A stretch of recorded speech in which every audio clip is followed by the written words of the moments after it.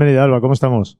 Buenísimas noches, Juan Carlos. Pues felicísima de estar con todos vosotros una velada más e intrigada por este tema porque tiene tantísimas teorías que estoy segura que la audiencia podrá aportar también otro montón de hipótesis. Pues seguramente, porque curiosamente este año se cumple 60 años de la muerte de aquel mítico cinematográfico llamado, de aquella rubia despampanante llamada Marilyn Monroe. Alba. Pues sí, ¿quién no conoce a Marilyn Monroe hoy en día? O Norman Jean. Todo un mito de la industria del cine que ha hecho correr ríos de tinta. Además, hay una estela dorada con su personaje, es lo que yo veo. Un personaje que ella misma habría construido según una de las dos versiones más famosas que podemos encontrar. Y no sé por dónde empezar primero, Juan Carlos. No, ¿por la más rebuscada o por la que se considera una nueva teoría oficial? Por la que tú tengas a bien. Ya sabes que yo te voy a interrumpir a lo largo de la entrevista para hacerte las preguntas que en ese momento se me ocurran, siempre y cuando me des tu permiso, evidentemente. Por supuesto, ya sabes que puedes preguntarme todo lo que quieras. Pues vamos. No sé. Vamos si quieres al lío. No sé, porque una de las teorías que hay es que esta buena mujer tuvo una vida espantosa, aunque luego dicen que maldita es esta forma de ver las cosas. Sirvió para disfrutar de una posteridad interminable. Una vez muerto, ¿de qué te sirve la gloria? No sé si me estoy explicando. Pero la vida de Marilyn Monroe parece ser que fue tremendamente, tremendamente espantosa, Alba. Está bien, pues vamos por la más rebuscada, por así decirlo. No sabría muy bien cómo definirla. La alternativa, quizá, en comparación con la nueva versión oficial pública. Bueno, voy a ir al grano. Monroe como muñeco de la élite, como un juguete roto. Una meca ultra, se la conoce, que vivió rápido e intenso y tuvo que desvanecerse. Habrá un pequeño paréntesis, los de meca ultra popularmente son productos de Hollywood, son gente con un personaje, personas, valga la redundancia, sin personalidad, sin carácter, que hacen lo que la industria les dicta porque están para marcar las pautas de pensamiento de la sociedad, por eso son famosos. A cambio de dinero y fama, pues tienen que entregarse, venderse de esa manera. La industria del entretenimiento, del cine, de la cultura, etcétera, es, como bien dice su nombre, una empresa. Es algo impuro, algo, no sé cómo definirlo, todo en el riguroso estricto de la palabra, algo muy preciso, con unos objetivos muy detallados. Si la historia la están cambiando, si el lenguaje tiene tintes políticos, desde luego los medios de entretenimiento no solo nos ofrecen productos, sino que también nos convierten o intentan convertir en uno de ellos. Los mensajes subliminales, no tan subliminales, porque se usa mucho en el cine sobre todo esto, cine, música, series, televisión, anuncios, incluso en las vallas publicitarias, estas que son animadas, acaban mellando en nuestra mente, en nuestra percepción, nuestro conocimiento, el pensamiento, y al final nos inspiran para actuar de un modo u otro. Mira, sucedió con Elvis Presley, por ejemplo, catalogado también de meca ultra, y ayudó a que los jóvenes se vacunasen de la polio, porque aceptó ser vacunado en público.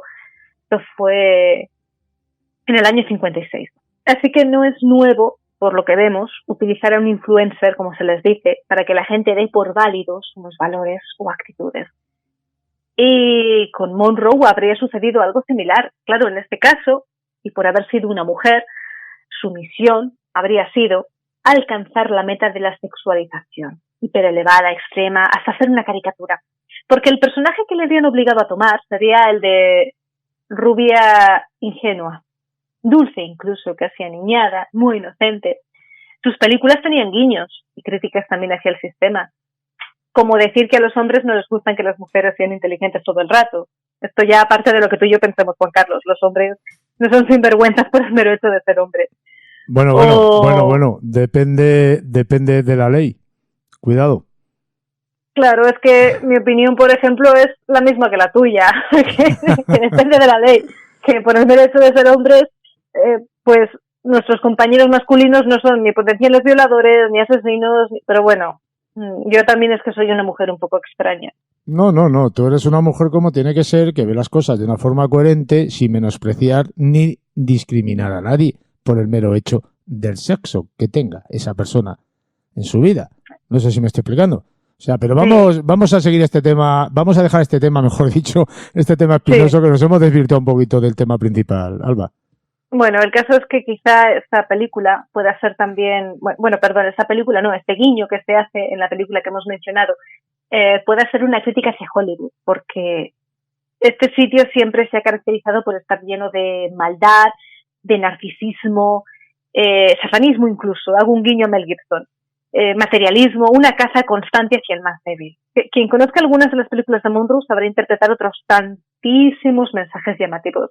Claro, una MK Ultra femenina tiene en común con el MK Ultra masculino el consumo de drogas y los trastornos depresivos, de ansiedad, bipolar, supuestamente inducidos por los promotores de ese programa de control mental. Tenemos a sujetos como Megan Fox. Además, confesó tomar la sangre de su pareja en un ritual privado que practica, no sé si es algo sexual también. La sacerdotisa negra Madonna, que practicaba, no sé si sigue haciéndolo porque se ha operado, la orinoterapia después de un concierto para supuestamente permanecer joven. Britney Spears, bueno, increíble historia. Bruce Willis. Jim Carrey denunció la existencia de los Illuminati en una entrevista en directo. La gente lo vio entrar haciendo el gesto de la lengua en la pirámide y sabía perfectamente todo el mundo a qué se refería. Pero bueno, una MK Ultra femenina tiene el deber de lanzarse hacia el camino sexual. Monroe no tuvo un pasado fácil. Fue una niña abandonada, enviada al orfanato, violada repetidas veces. Muchas estrellas icónicas de Hollywood ascienden social y profesionalmente y para que quede constancia, porque recordemos que bajo esta hipótesis rebuscada, esto lo subrayo, una ley de oro es el simbolismo. Y han de teñirse de rubio y posar como si fueran un sex symbol, además incluso con telas de animales, jaguares, leopardos, tigres. También se ve mucho la serpiente y el cabello rubio sería una clave. Y además se caracteriza por su peinado moderno, la ropa explosiva, los labios rojos que, según qué situaciones, como en este caso de Monroe, las mujeres destacan mucho los labios rojos, el colorete, porque incluso las uñas, se ve además en Lolita, las uñas de las manos y los pies, porque durante el acto sexual son partes del cuerpo que se ruborizan por el esfuerzo, por la culminación del placer, etcétera. Cuando cantó el famoso Happy Birthday, Mr. President, sin soltar, repito, la hipótesis llamativa, Monroe se habría consagrado en su propio personaje. Marilyn llevaba un vestido con diamantes, recordemos, que además se ha utilizado recientemente y se ha roto por una Kardashian, me parece. Un vestido con diamantes, que es una piedra que indica el último nivel de una esclava Illuminati y que demostró con esto que los productos, como lo habría sido ella, estaban para el servicio de las marionetas del verdadero poder. Marionetas, porque los que no eran la cúpula del alto mando.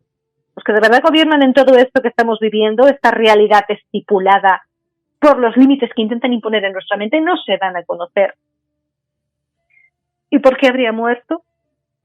Bueno, supuestamente porque ella no servía, o porque sabía demasiados secretos políticos, o porque se revelaría contra el control mental que ejercían. Aquí hago un inciso al Club de los 27, como Amy Winehouse, Kurt Cobain, Jimi Hendrix, Jim Morrison. Se estipula que la programación MK Ultra empieza a evaporarse cuando se llega a los 30 años. La víctima entra en crisis y se le induce al suicidio, u otros profesionales lo asesinan porque no pueden incluirles en esa segunda ronda. Hay otras 1000 historias al respecto. Lo más normal del mundo es que estamos hablando de un mito hecho carne, no podría especificar ninguna ahora mismo. Monroe, sí que es cierto, cuentan, se ha registrado que tenía paranoia. Y esto encaja perfectamente con la teoría de que era perseguida y vigilada por entidades que la manipulaban para redirigirla al camino de ser un robot, un producto, sí, lo hemos dicho antes. Su hijo, según habría denunciado ella misma.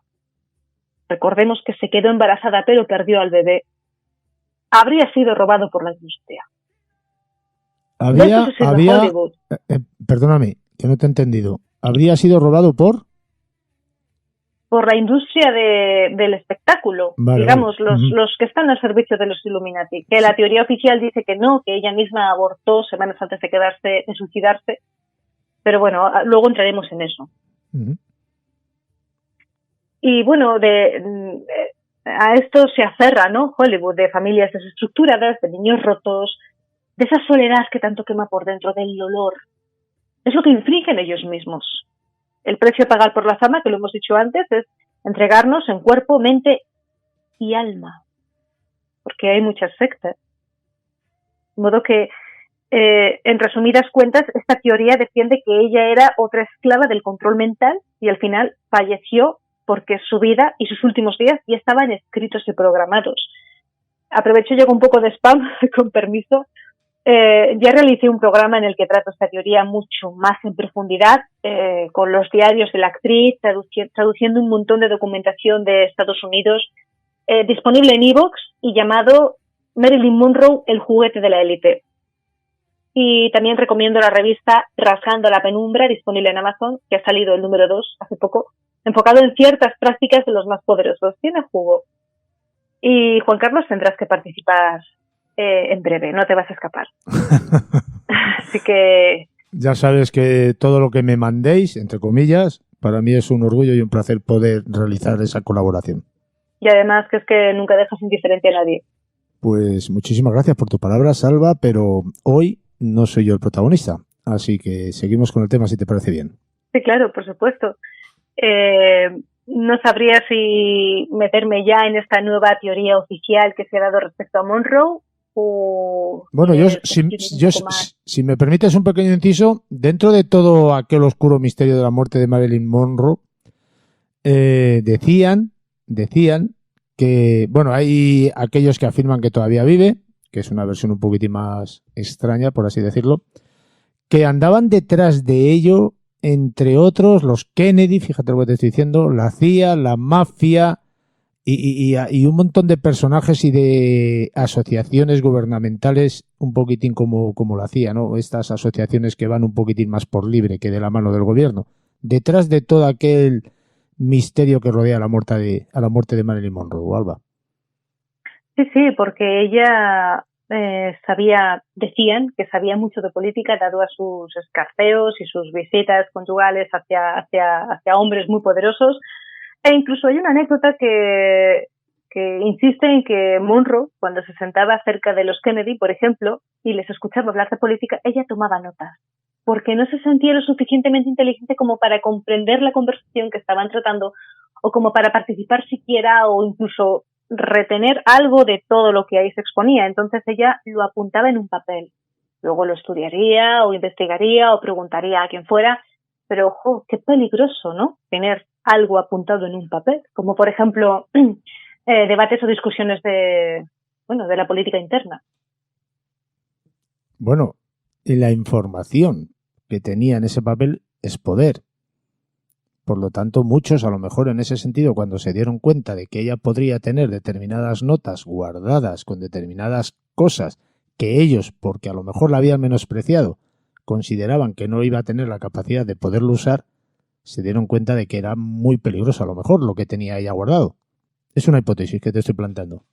Sí. Y la teoría nueva oficial que ha salido respecto a Monroe se centra sobre todo en esa actitud tan inocente o tan cercana, tan abierta de hablar con todo el mundo, independientemente de la ideología o la perspectiva política que tuviera, y exponer abiertamente pues todo lo que ella sabía, con toda confianza. Es como si me pongo a hablar, no sé, con no voy a dar nombres, pero era algo, no, era algo muy peligroso.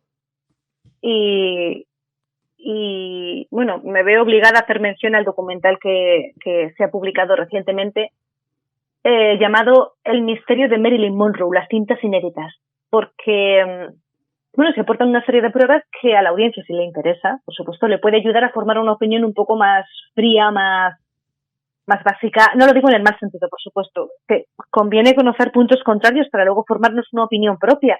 Yo, por ejemplo, discrepo de algunas cosas de este documental, pero bueno, está bien conocer. Supuestamente, Alba, esta buena mujer, la versión oficial, por lo menos hasta que yo la conozco, quiero decir, la versión oficial, decía que se había muerto por una sobredosis de barbitúricos. Sí, que había fallecido al momento. Hay otra teoría que dice que no, que llevaba mucho tiempo ahí fallecida en la cama. Claro, Monroe se encontró en un estado deplorable, en un estado muy Sí, descuidado. pero es que yo te estoy hablando de la versión oficial que se ratificó después de haberle hecho la autopsia. Sí, suicidada Sí. por barbitúricos. Y que además se le encontró supuestamente en esta versión oficial con el teléfono en la mano, tumbada boca abajo, en una postura muy extraña, en como que, no sé, daba a entender como que había fallecido al instante o en el proceso de una acción que habría sido clave para ella, pero que la muerte le vino antes, claro, por esta sobredosis. ¿Y si fue algo no intencionado por ella?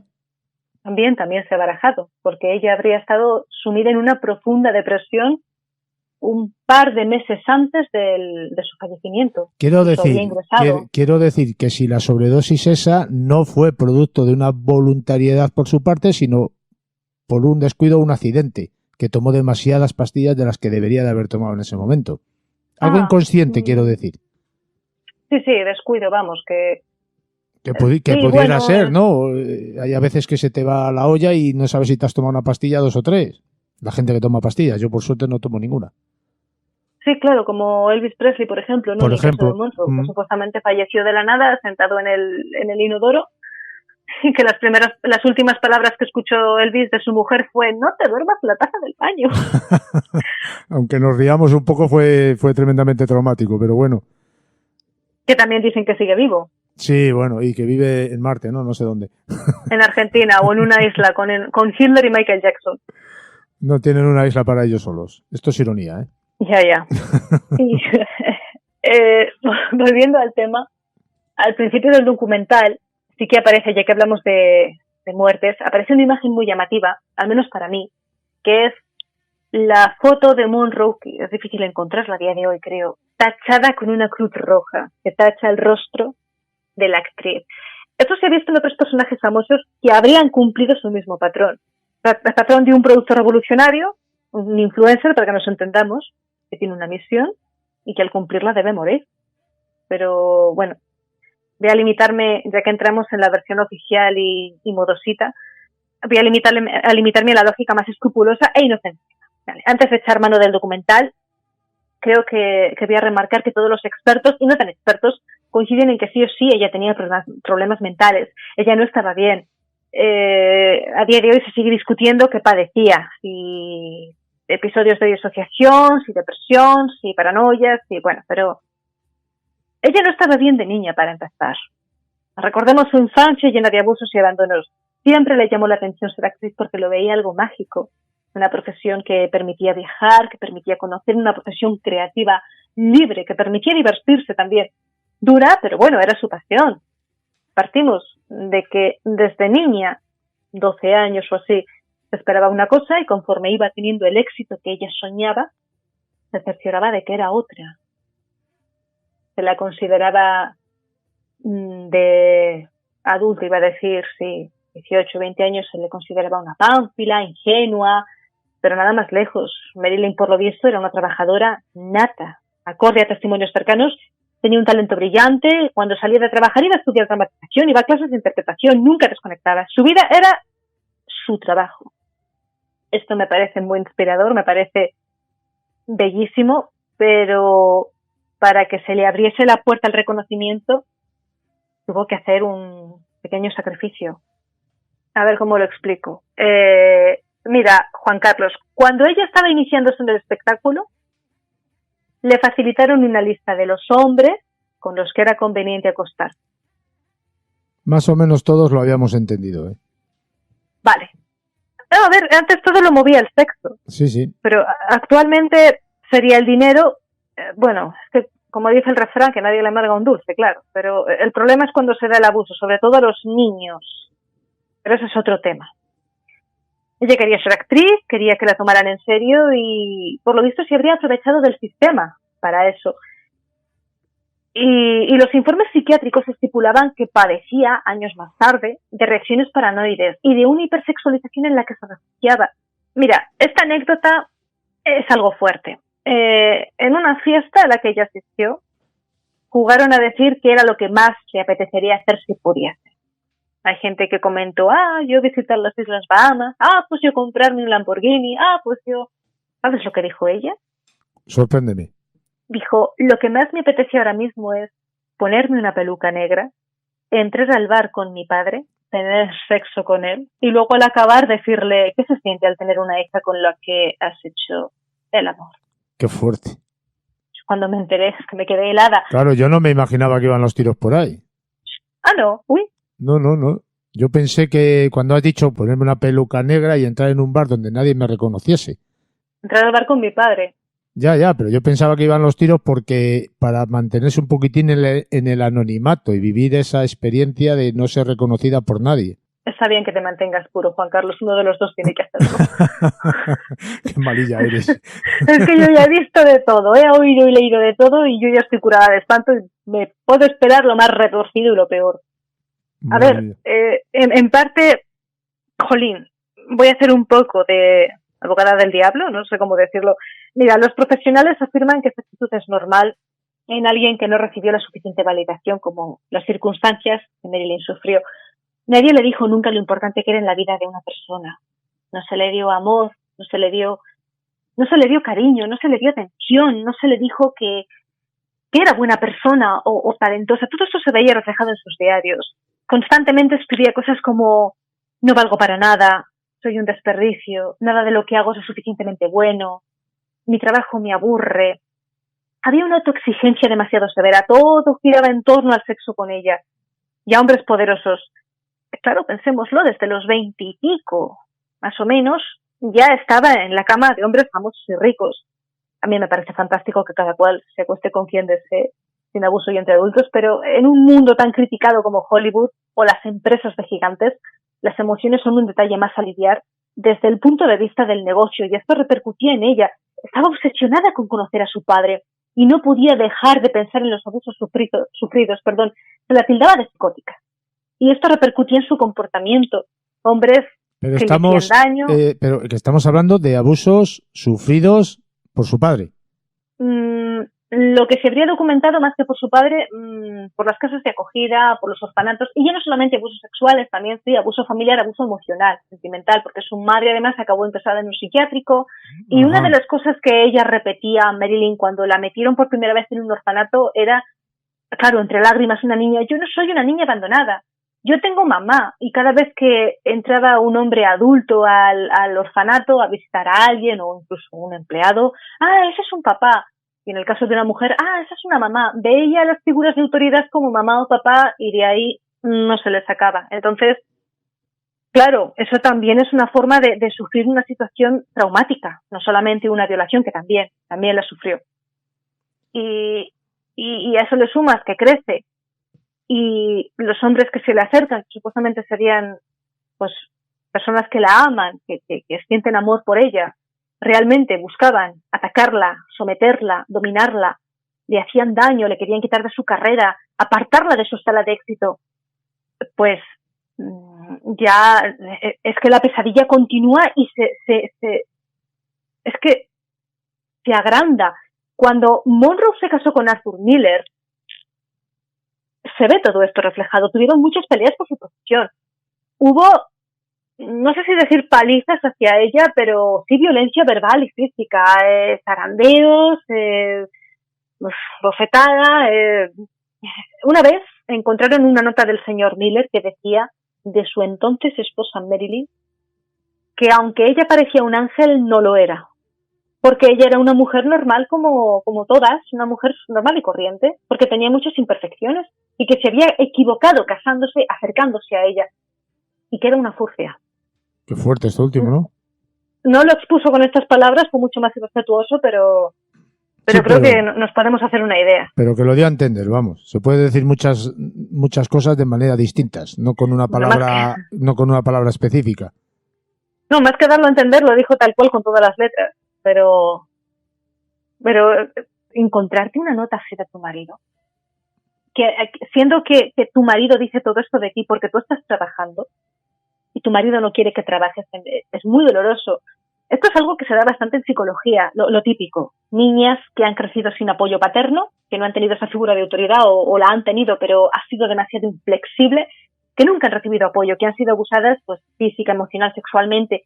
Las convierte en mujeres adultas que, sin la debida ayuda, que a veces incluso con ayuda pertinente cuesta mucho remediarlo. Se vuelven distantes, buscan apoyo fuera de la familia, se fijan en hombres mucho mayores que ellas, como el caso de Marilyn, vuelcan su vida en el trabajo y a su vez se aíslan lo máximo posible. Incluso hay gente que sufre del trastorno de apego desorganizado. Monroe era así. Decía que el amor y el trabajo era lo único que tenemos. Y podemos pensar en el amor romántico sexual, por ejemplo, pero ella solamente se fijaba en uno, en el amor familiar, porque ansiaba tener un hijo, era su ilusión. Claro, lo hemos dicho antes, que la versión oficial estipula que se sometió a un aborto semanas antes de suicidarse. ¿Qué dolor tendría dentro de sí al haber tomado esta decisión? El documental acusa a Arthur Miller directamente de ser el causante de que Marilyn cayese en picado. Porque de la nada, al poco de estar con él, ella empezó a tomar estimulantes, tranquilizantes, barbitúricos, anfetaminas, somníferos y bebía alcohol. Todo junto. Perdía mucho tiempo, llegaba tarde al rodaje, estaba ausente, lloraba si el director le intentaba corregir en algo. No era ella, había perdido su chispa. Sí, puede ser que a lo mejor fuera el detonante de esa angustia, de esa pesadilla que llevaba sufriendo durante toda su vida. Y a la hora de casarse buscaba otra cosa que no le vino. No sé si me estoy explicando. Sí, también. A ver, ella recibía ayuda psiquiátrica, pero claro, es lo que estamos diciendo. Perdón, un conglomerado de todo esto. Al final, Marilyn era una mujer humana, de carne y hueso. Una mujer que cuando se casaba y sufría de un divorcio volvía a quedarse sola, volvía a quedarse herida. La prensa pues tampoco ayudaba, ¿no? Y a nivel psicológico, ¿evolucionó con normalidad a la madurez? ¿O a lo mejor se quedó anclada en ese sufrimiento infantil que intentó ir paliando a lo largo de toda su vida?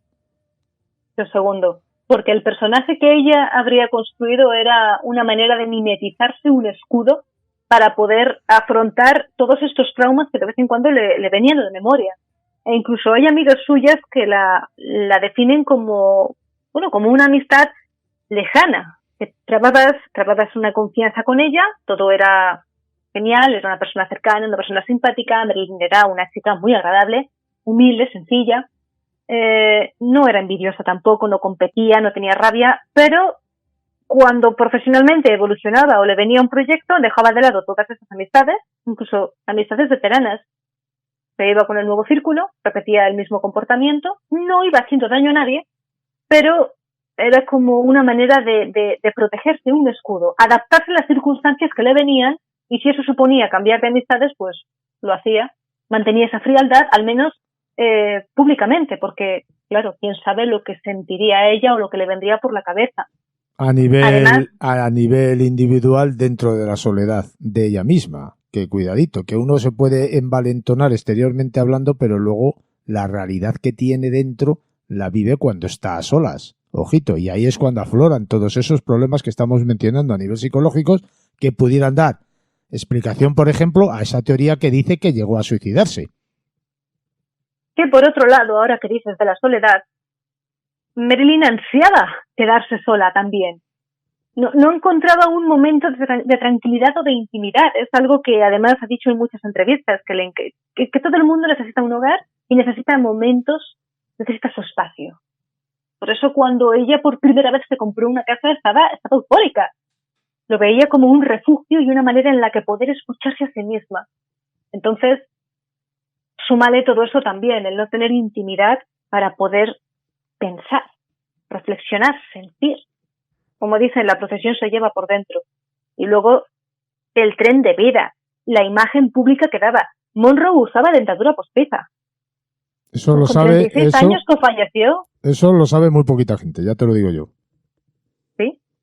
Pues usaba dentadura postiza, implantes de silicona para realzar sus pechos.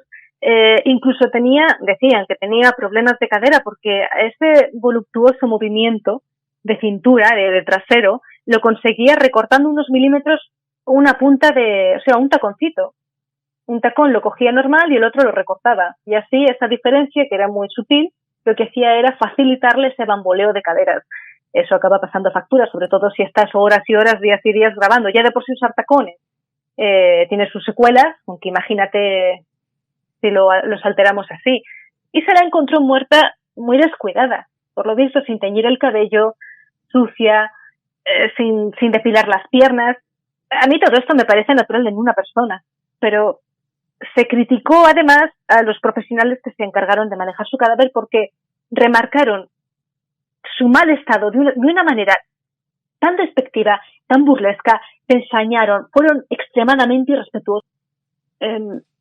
No sé, voy a ser escueta con esto. Vamos al enfoque que habías mencionado tú antes, Juan Carlos. Mafias, los Kennedy, una mujer sola e inestable, sexy, famosa, cercana y accesible. No lo digo en el sentido carnista me aferro al documental, ¿de acuerdo?, de este periodista de investigación, señor Summer. Tenía amistades de diversas ideologías y posturas políticas. Ya cuando estaba casada con el señor Miller, el FBI le estaba investigando porque, en teoría, él había sido supuestamente comunista, estando en el partido. Y además, referente a esto, quiero destacar este viaje a México que hizo ella con amigos comunistas estadounidenses expulsados del país, porque les contó las conversaciones sobre política que había tenido con los Kennedy. ¿Con los? Con los Kennedy. Con los Kennedy. Con los hermanos Kennedy, ¿no? Con John Fitzgerald y Robert Kennedy. Nos ponemos en contexto. La Guerra Fría. Estados Unidos contra la Unión Soviética, la guerra nuclear, una amenaza constante. Los Kennedy se definen en este documental como niños ricos y tontos de narices, y chismosos.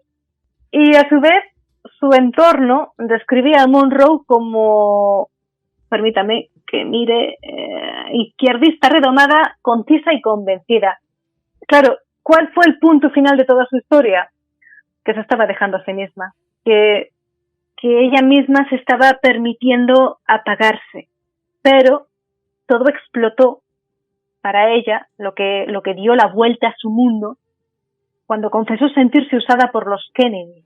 Algo ocurrió que no se sabe el qué, no se ha filtrado a prensa, porque ya se ha buscado a gente para que mantuviera a raya a los periodistas, dicho también además por el señor Summer. Algo ocurrió que no se sabe, que la Casa Blanca la expulsó de una patada, normal, siendo que filtraba información y los Kennedy habrían sido descuidados también, pero con unas maneras muy duras. Había algo, Juan Carlos, algo sentimental. De hecho, ella, cuando ocurrió todo esto, llamó por teléfono y se puso como un basilisco, diciendo que le daba igual todo, que le habían hecho sentirse un trozo de carne, que no quería saber nada más de ellos. ¿Qué pasó? Bueno, Bob Kennedy fue a verla en persona. Repito, la prensa no sacó información. Por otro lado, ciertas fuentes vertieron mentiras para mantener a estos periodistas a raya, la investigación, y se manipuló también la escena de su muerte para que nada pudiera vincular a los Kennedy con sus relaciones personales hacia Monroe. A mí lo que me llama la atención es que el documental deja abierta la posibilidad de que Monroe o se suicidó, bueno, mi interpretación personal, por supuesto, invito a la gente a que lo vea por sí misma, o se suicidó o fue asesinada sin querer. Me explico. Hubo una pelea con Bob Kennedy en esa visita que realizó, la charla que tuvieron, una pelea brutal. Juan Carlos, es que incluso entraron los guardaespaldas a ver qué pasaba porque los gritos y los golpes inundaban la habitación. Es que si ella estaba tan dolida, si Bob Kennedy se sentía frustrado y había sangre caliente de por medio, ese enfado, esa pelea, quizá los guardaespaldas tuviesen que intervenir y sucediese un accidente real. Otra teoría estipula que Monroe entró en coma, que la descubrieron así los del servicio, la llevaron al hospital y que en la ambulancia de camino murió, por lo que dieron media vuelta y la metieron en casa de nuevo. Es que yo lo que veo, ya como resumen, es que Monroe habría fallecido rota, colérica, furiosa, despedazada interiormente y el periodista Summers rechaza la teoría del asesinato porque dice que no se han encontrado pruebas sólidas. Bueno, ahora aquí ya que la gente escoja qué considera lo más convincente. Yo me parece que la pobre mujer tuvo una vida tremendamente negra, oscura, maldita y que pudiera ser que fruto de todo aquello que sufrió a lo largo de toda su vida terminase de una forma dramática como así fue. Álvara, Mundo Viperino. Mundo Viperino es un espacio en el que practicamos la libertad de prensa y de expresión con muchas ganas, porque lamentablemente es algo que peligra hoy en día. Y desde la comunicación, a mí personalmente me apena sentir cómo la mordaza aprieta cada vez más, sobre todo en una época en la que presumimos de ser tan modernos y avanzados. Recomiendo a la gente entrar a mundoviperino.com o al canal de YouTube, hacer clic en la sección de listas y visitar la de Mundo Insólito Radio, sobre todo, en la que hablamos de este y otros temas mucho más llamativos. Pues muy agradecido, como siempre, Alba, por venir a Mundo Insólito Radio y ya sabes, te espero siempre, siempre con los brazos abiertos. Un abrazo gigantesco, Juan Carlos, a ti y a nuestra queridísima audiencia. En este programa me siento como en casa. Mundo.